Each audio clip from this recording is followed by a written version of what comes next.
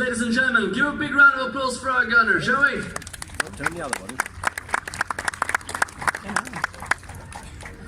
So, that was the evening fire. In just a few minutes' time, we'll start a guided tour of the battery as well. There's still time to make your way down for this if you're going to learn more about how these cannons work and how we use them. Those visiting the battery, do stick around for a bit longer as well.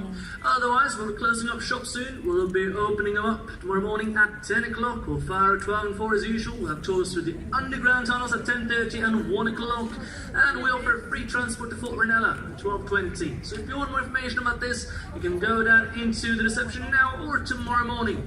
However, ladies and gentlemen, before we start to leave, may I also remind all of you, especially those who came in late, that we here at Fund of 2 We're dark now. We are a non-government, we're non